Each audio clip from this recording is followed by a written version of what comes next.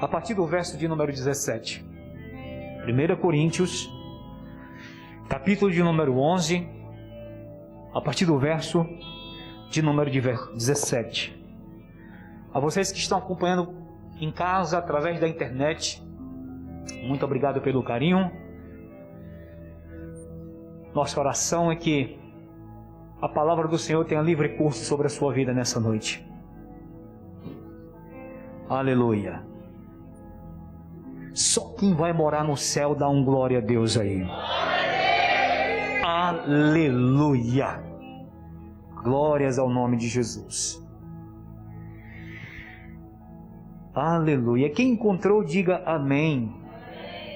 Quem não encontrou, diga espere, pastor. Tão bom de espada, viu? Tão bom de espada. Graças a Deus. Aleluia. Vamos ler, ok?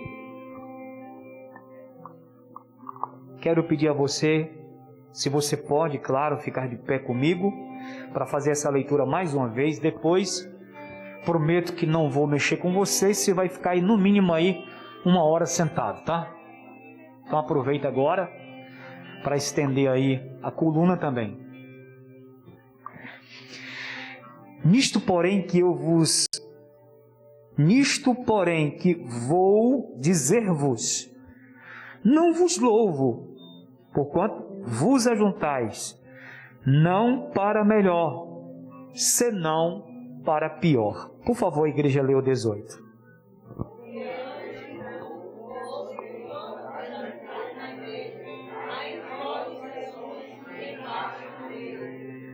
E até importa que haja entre vós heresias, para os que são sinceros, para que os que são sinceros se manifestem entre vós, a igreja.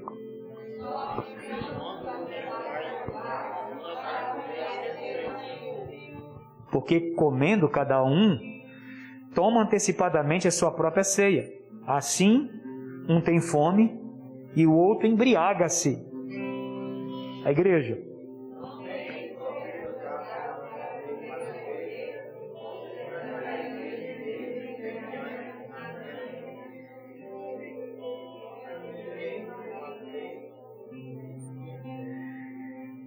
Porque eu recebi do Senhor o que também vos ensinei, que o Senhor Jesus, na noite em que foi traído, Ele tomou o pão, e o que mais? Leiam aí.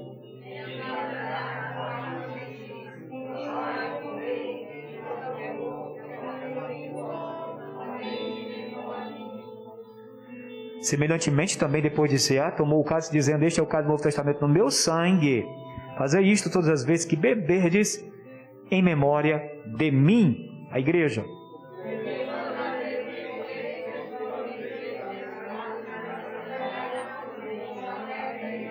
Pronto, então quando a gente come e bebe, a gente anuncia o quê? A morte do Senhor até que Ele... Porquanto qualquer que come este pão ou bebe este cálice do Senhor indignamente, será culpado do corpo e do sangue do Senhor. Vocês...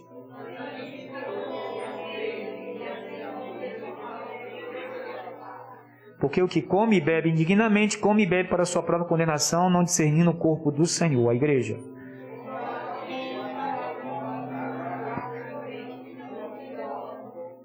Porque se nós nos julgássemos a nós mesmos, não seríamos julgados. Igreja.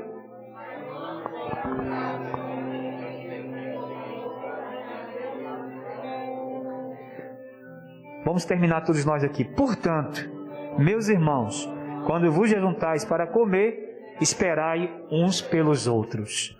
Amém? Podemos sentar aplaudindo o Senhor mais uma vez.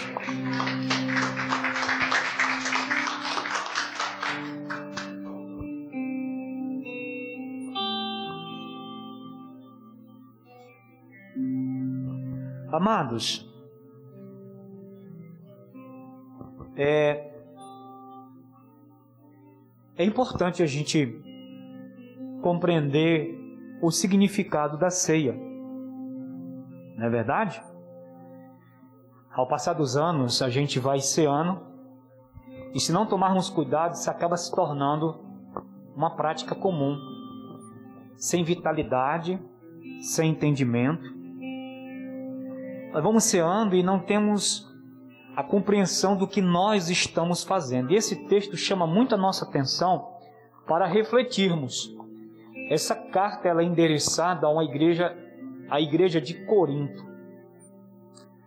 É uma igreja que foi plantada pelo apóstolo Paulo nas suas viagens missionárias, se eu não estou enganado, na segunda viagem missionária.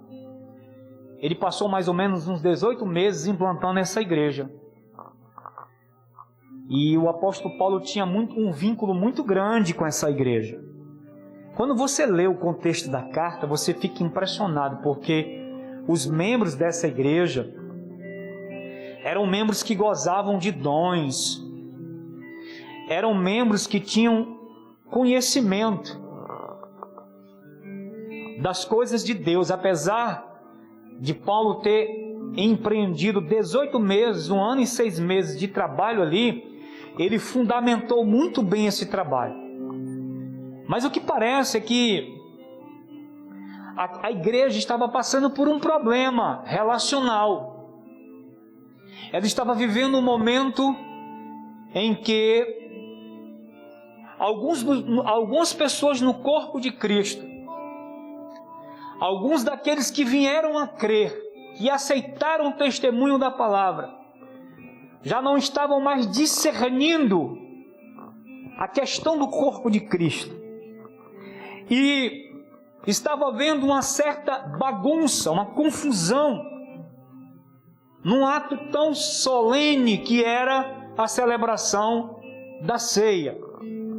E isso chegou aos ouvidos do apóstolo Paulo, que isso mostrava o aspecto que aquela igreja estava enfrentando, apesar de ser uma igreja que gozava dos dons, abre aspas, fecha aspas, de uma certa espiritualidade.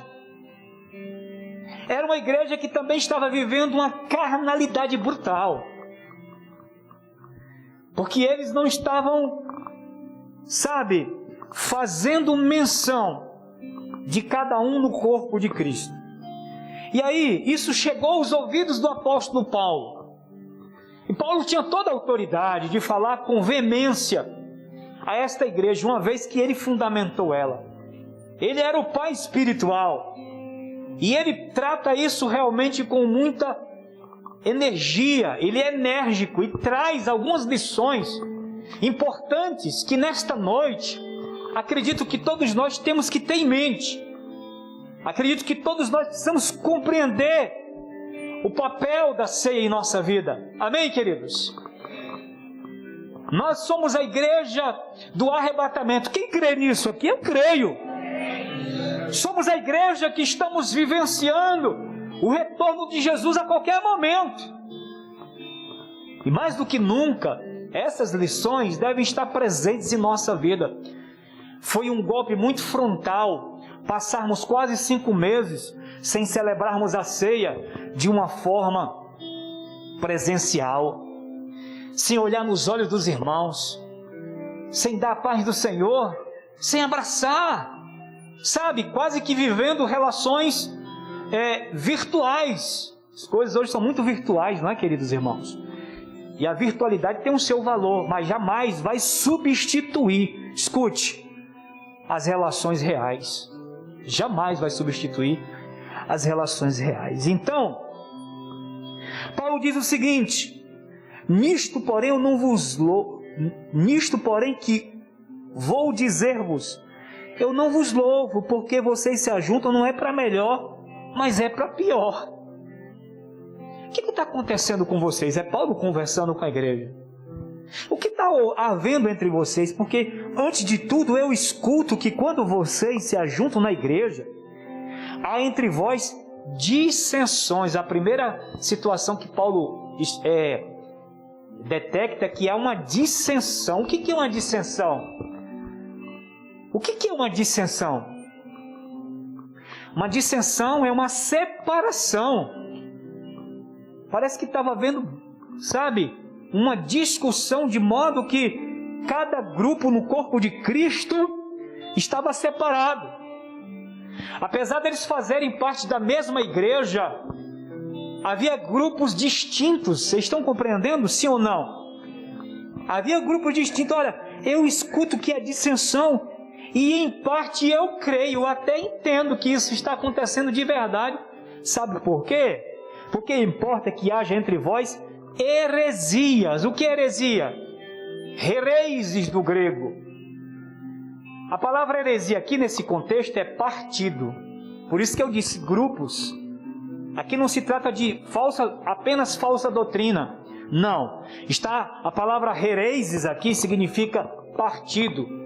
O que significa dizer que havia um grupo do João, havia o grupo da Maria, havia o grupo dos mais abastados, havia o grupo dos irmãos, aqueles que eram de Cristo. Então havia naquela igreja partidos. E é muito perigoso quando a igreja vive isso, sabe, irmãos? Porque é uma porta aberta para o diabo trabalhar. Ele consegue brecar a igreja, ele consegue dividir a igreja, faccionar a igreja. E Paulo percebeu isso na igreja de Corinto.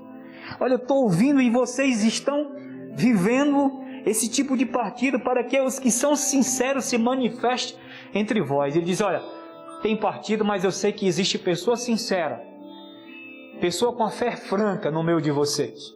Até creio que isso esteja ocorrendo de verdade. Então, eu sei que quando vocês ajuntam-se no mesmo lugar, vocês pensam que vão tomar a ceia de Cristo, mas na verdade vocês não estão ceando. Vixe, que bronca, hein, irmãos? Que bronca do apóstolo Paulo, né? Pregou para aquela gente aceitou a palavra da verdade, mas você imagina que existia partido. O irmão não fala com o outro, o irmão está com raiva do outro, o irmão está com raiva por causa de uma querela, não conseguiu resolver, não conseguiu colocar Mateus 18 para funcionar.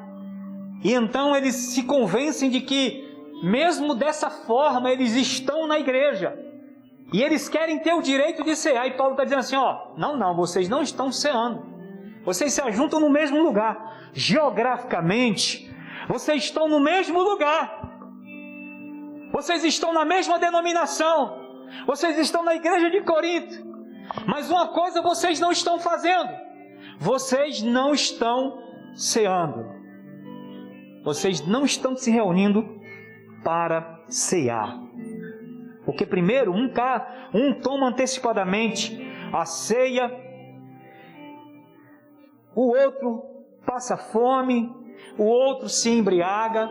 Porque, deixa eu entrar um pouquinho no contexto aqui. A ceia dos primeiros discípulos de Jesus Cristo não era assim. Um pedacinho de pão e um suquinho de uva, não. A ceia era chamada de a ceia ágape. Era de fato um banquete.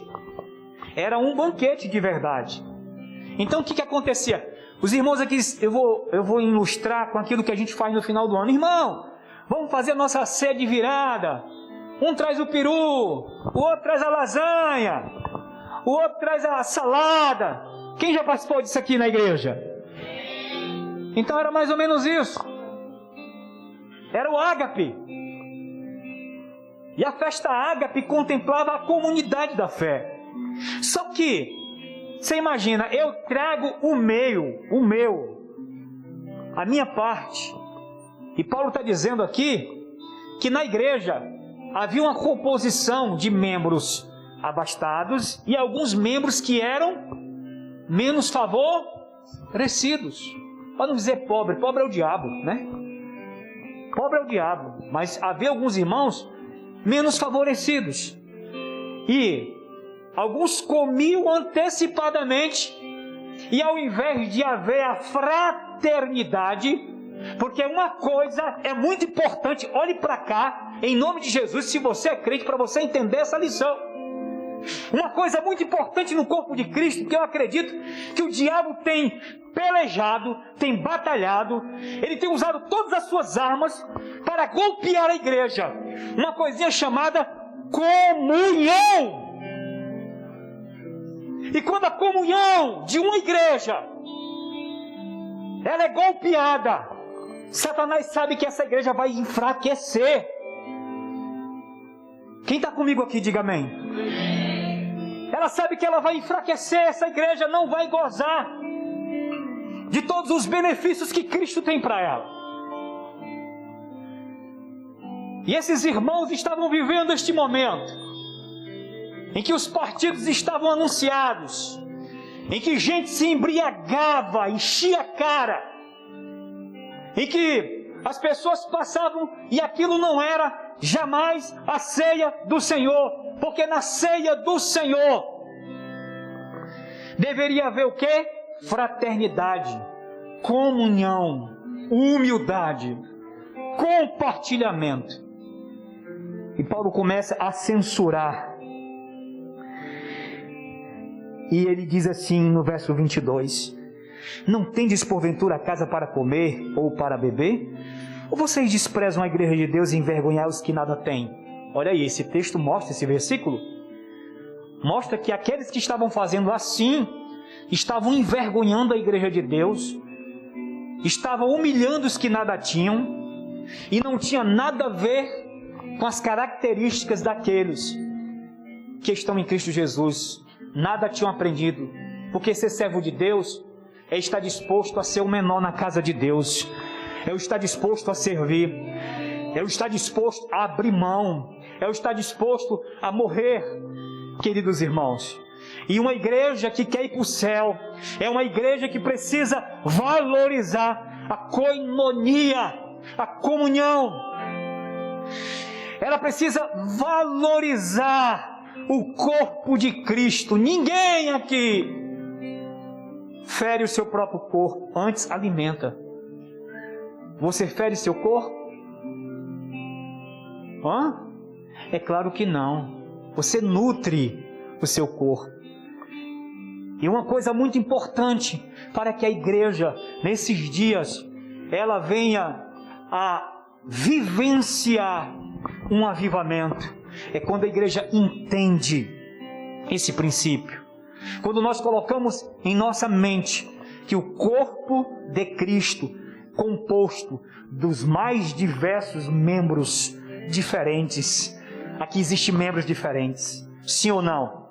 Nenhum deles maior do que o outro, mas todos eles importantes para Jesus de Nazaré. Não, eu sou o menor na casa de Deus, não diga isso. Na casa de Deus somos todos iguais, agora com funções diferentes, com ministérios diferentes. Alguns estão mais expostos, outros estão trabalhando para Cristo na retaguarda, outros estão na vanguarda. Mas todos são importantes. E Paulo censura essa igreja, tá? Isso me faz aprender outra lição. O que adianta ter dom? Essa igreja tinha os 9 dons operando sobre ela. E dom é uma coisa que fascina demais, não é não, irmão? Você imagina estar num culto e alguém é usado na palavra da profecia e começa a distinguir os anseios mais profundos da tua alma, assim diz o Senhor. Aí a lágrima começa a rolar. Você se deixa levar, porque é uma coisa que fascina demais. E as pessoas, em nome de Deus, elas dizem tudo. Só que, como eu estava pregando hoje na live, eu dizia que quando Jesus vier, Ele não vai buscar os nossos dons. Ele não vai saber assim, olha, eu quero ver. Tira a máscara. Eu quero ver os frutos, o fruto presente na tua vida. O que Jesus vai vir olhar em nós, o que Ele vai primeiramente olhar para nós, será o fruto do Espírito. Se nós nos deixemos transformar, porque o que estava faltando aqui, fruto, tinha muito dom, mas não tinha fruto. E o fruto é que me deixa parecido com Cristo, é o que transforma. Esses irmãos estavam cheios de egoísmo, cheios de si.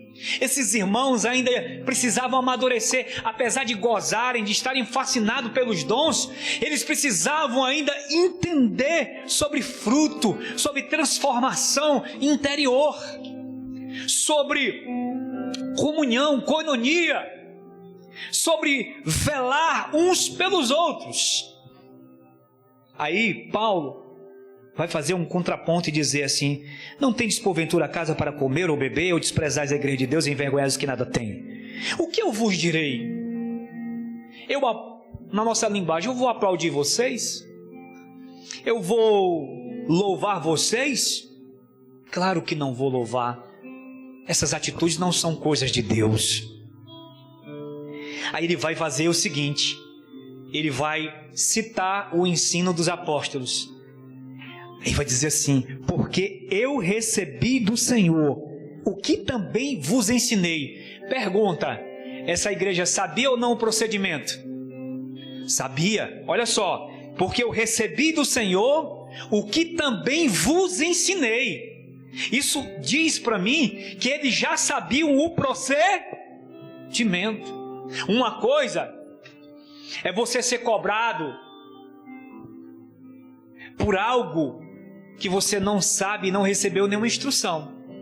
Outra coisa é você ser cobrado depois de já ter sido instruído. Aí Paulo está dizendo: porque eu recebi do Senhor que também vos ensinei. Porque o Senhor Jesus, na noite que ele foi traído, ele tomou o pão, ele deu graças, ele partiu, e ele disse: comam, isso é parte de mim, façam isso em memória. Paulo está dizendo assim: o que Jesus ensinou não foi isso que vocês estão fazendo, não. Jesus repartiu entre nós. Repartiu. Eles estavam repartindo? Não. Por quê? Digam comigo: porque eles eram. Mas digam alto: porque eles eram egoístas. Eles estavam ainda num processo carnal. Essa igreja tinha muito a aprender ainda. Egoístas.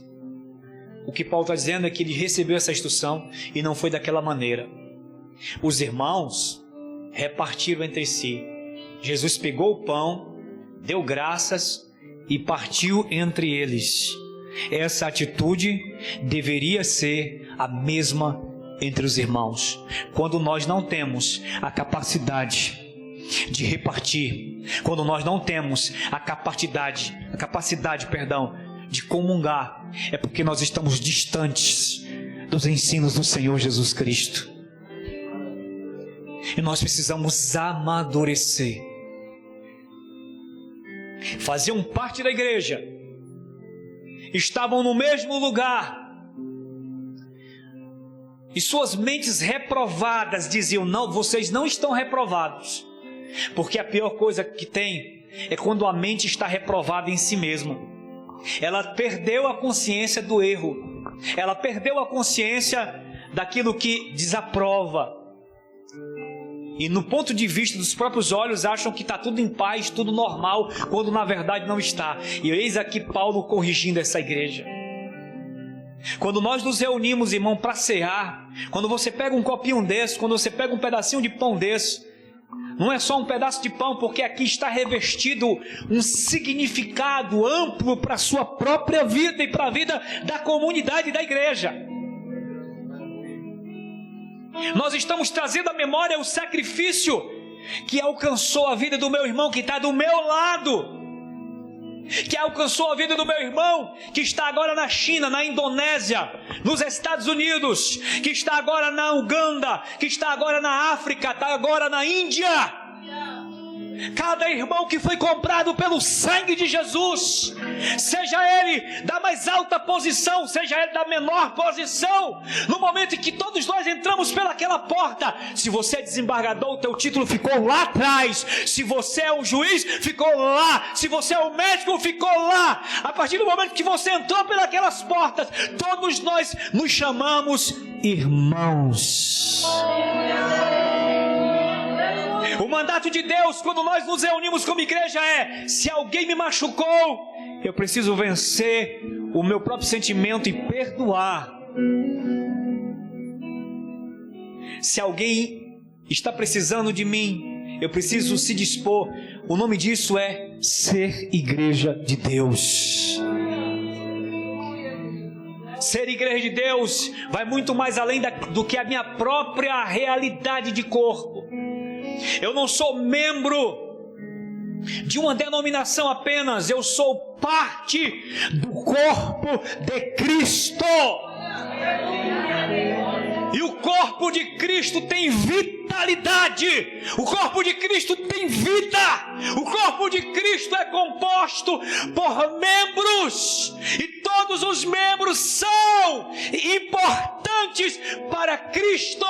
Por mais que saibamos dos pecados uns dos outros, por mais que saibamos das suas fraquezas, ainda assim foram comprados pelo sangue.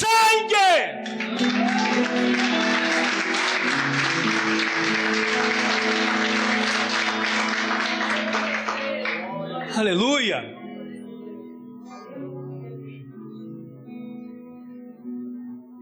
E depois ele partiu o pão, ele semelhantemente tomou o cálice e disse: este é o Novo Testamento no meu sangue, façam isso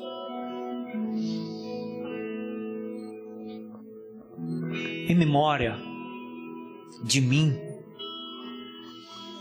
Queridos irmãos, nós estamos a uma proximidade muito perto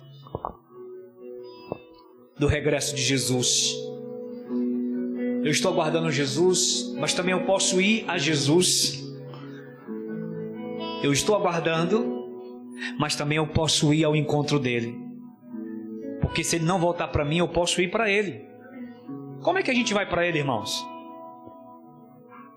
Através da morte, né? Você sabe o que acontece depois da morte? 1 minuto depois da morte, você sabe o que acontece? Muitas pessoas têm dúvidas, não é verdade?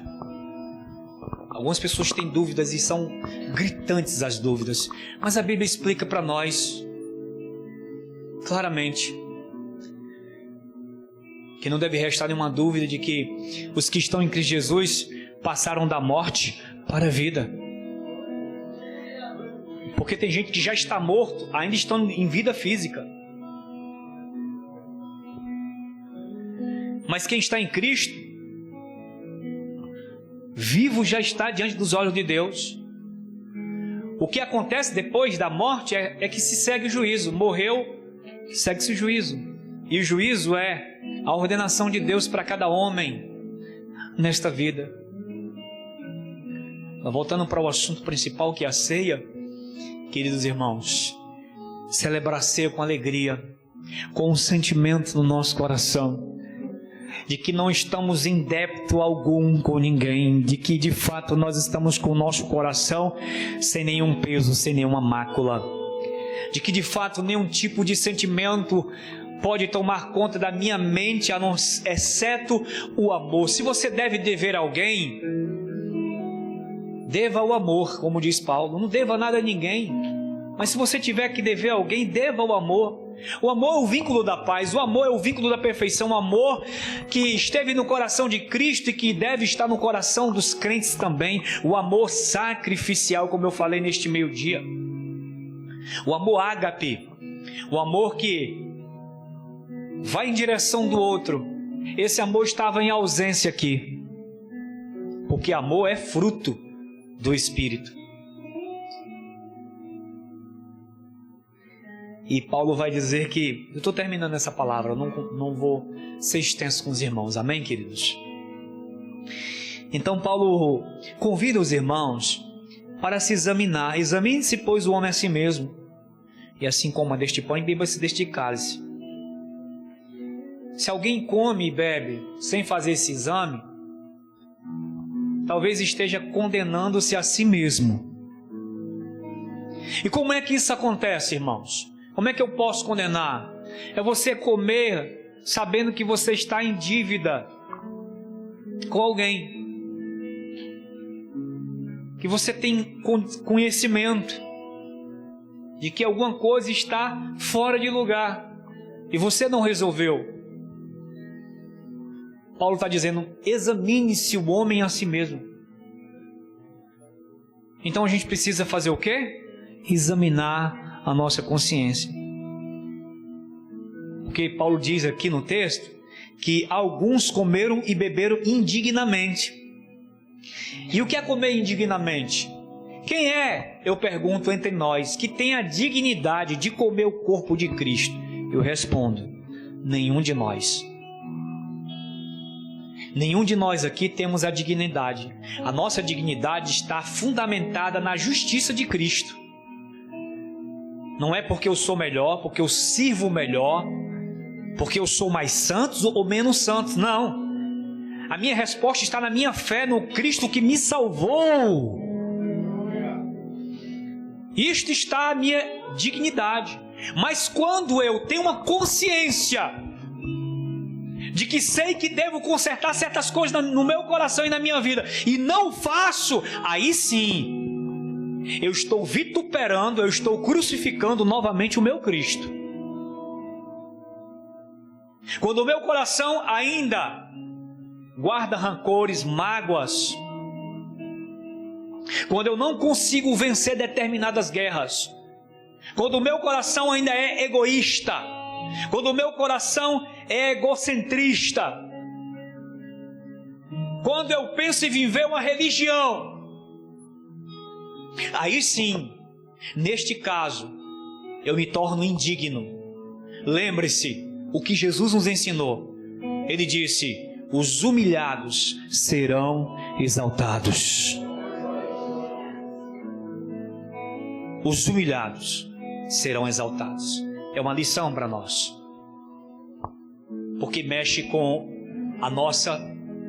o nosso ego. E no populacho aí fora, ninguém diz assim: eu jamais vou me humilhar, que venha até a mim. São coisas humanas, irmãos. Esses irmãos aqui, eles estavam pisando, chacoteando do sacrifício, ao invés de terem um coração humildes, de reconhecer: não, meu irmão precisa, não, vamos todos, nós já recebemos essa instrução. Mas ao invés disso, havia partidos, o grupo do fulano, o grupo da fulana, e todo mundo debaixo de um mesmo lugar, dizendo: estamos servindo a Jesus. E você sabe que quando um corpo está dividido, não pode subsistir. Uma casa dividida entre onde um pai pensa uma coisa e uma mãe ensina outra, essa família, ela vai estar numa distorção. Numa empresa onde os funcionários querem fazer uma coisa e o patrão quer outra, ela não vai para canto algum. Estão entendendo ou não, irmãos? Era mais ou menos a situação de Corinto. Paulo chega a dizer que alguns deles se enfraqueceram a tal ponto que ficaram doentes, e muitos dormem. A expressão dormir aqui é dizer eles morreram. Isso é fato, alguns haviam sido colhidos antes do tempo, porque se tornaram em pecado. E Paulo faz um apelo muito grande para que eles pudessem fazer um exame de consciência e disse assim: olha, se Jesus nos julgar, se Jesus nos repreender, glória a Deus, louvado seja o Senhor, meu Pai, porque o Senhor só repreende aqueles a quem Ele ama. Quando o Senhor nos repreende, mas quando somos julgados e somos repreendidos pelo Senhor, maravilha, não vamos ser condenados com o mundo. Ou você quer se auto-enganar, achar que a igreja, morrer desviado, e naquele grande dia ouvir do Senhor: para trás de mim? Ou nós queremos ouvir: entra para o gozo do teu Senhor, servo bom e fiel? O que você quer ouvir? Você vai querer ouvir a palavra de reprovação? Ou você vai querer ficar no seu orgulho de aprovação, ou você vai ficar em cima do seu orgulho para ouvir um para trás de mim? Orgulho é uma coisa que detona, que faz com que a gente olhe só para o nosso umbigo, que a gente veja só a nossa razão. Cristo tinha todas as razões e mais algumas, mas conforme Isaías diz, ele não abriu a sua boca. Como um cordeiro foi levado ao matadouro.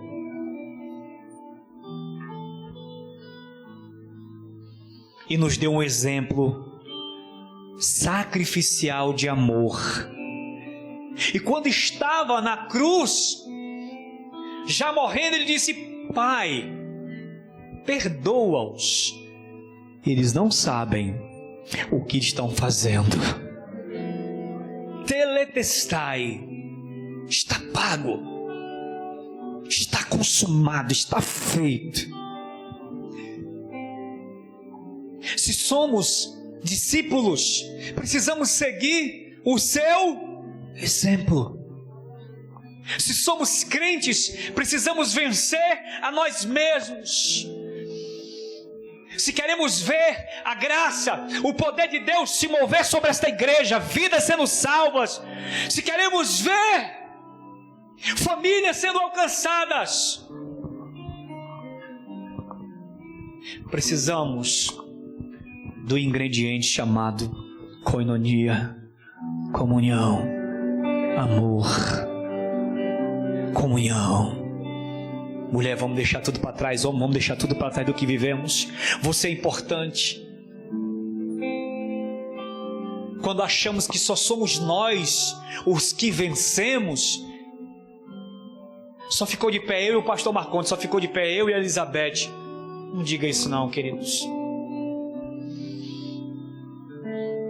A nossa ação é estender as nossas mãos e dizer: queridos, vamos caminhar a esperança para o corpo de Cristo. Aleluia, glória a Deus. Nós só temos um acusador e o nome dele é Satanás, mas nós temos um justificador e o nome dele é Jesus Cristo de Nazaré. Fica de pé nessa noite, vamos orar nessa noite, porque é ele que te justifica nessa noite. Nenhuma acusação há para aqueles que estão em Cristo Jesus. Todas as acusações, todos os dedos levantados para você nesta noite caem por terra. Sabe por quê? Nenhuma condenação há para aqueles que estão em Cristo Jesus. E quando o corpo se reúne, o mais fraco aqui entre nós é merecedor das misericórdias de Deus. Aqueles que estão por uma peinha, que estão quase entrando no viés da dúvida: será que Jesus é meu Senhor? É teu Senhor, sim, foi Ele que te fez. É o Senhor da tua vida. Toma providência nesta noite. Coloca esses gigantes por terra. Vença nessa noite pelo poder da humildade, pelo poder, aleluia, do perdão, da graça de Jesus Cristo. E veja o sobrenatural de Deus sobre a sua vida. Veja o amor de Deus entrando na tua casa. Veja o poder de Deus santificando o teu casamento. Veja o poder de Deus, aleluia, fazendo a manutenção da tua casa. Veja a alegria do Espírito Santo. Como nós nos alegramos por aquilo que o Senhor tem feito esses dias no meio do corpo de Cristo. Porque enquanto nós estamos aqui unidos em oração, enquanto nós estamos unidos como corpo de Cristo, Deus começa a agir. Como nós nos alegramos em ouvir: Jéssica foi livrada de um livramento. A fulana, a irmã lá que estava no leito do hospital, Jesus levantou ela. O filho que estava distante foi curado. A irmã que estava lá no leito do hospital, a igreja unida orando, aleluia, Jesus levantou e curou. O que é isso? É comunhão, meu irmão. É isso que Deus quer ver de nós. Oremos em nome do Senhor Jesus. Meu Pai, É no nome do teu Filho Jesus que eu te agradeço por esta palavra, porque nós somos igreja nessa noite. Nós somos o teu corpo, Senhor. E nós te agradecemos por esta palavra que nos ensina, Senhor, que somos um em ti, que somos um no corpo de Cristo. No capítulo 17 de João, Senhor, encontramos a oração sacerdotal, quando tu disseste: ó Pai, glorifica-me a ti mesmo, assim como eu era glorificado quando estava junto de ti. Assim como tu é Pai, como tu, ó Pai, é em mim e eu sou em ti, glorifica, Senhor. Aleluia, Deus. Eles são teus, com respeito à igreja. Eles são teus e tu os me deste, e eu tenho guardado eles no teu nome. Esse corpo é teu, Senhor. Esse corpo é teu. E eu profetizo nessa noite sobre cada um dos membros do corpo de Cristo: restauração, prosperidade, aleluia, vigor espiritual. Eu profetizo nessa noite, meu Pai, liberdade espiritual. Toda a prisão de Satanás caia por terra nessa noite, Pai. Toda depressão, toda angústia, toda dor, meu Pai, em nome de Jesus, esteja por terra. Nenhuma condenação há para os que estão em Cristo Jesus, o nosso Senhor. Todo sentimento de derrota, todo sentimento de opressão esteja por terra, porque nós fomos comprados pelo sangue de Jesus. Nós te oramos assim, te agradecemos. Amém, amém e amém. Que Deus em Cristo vos abençoe.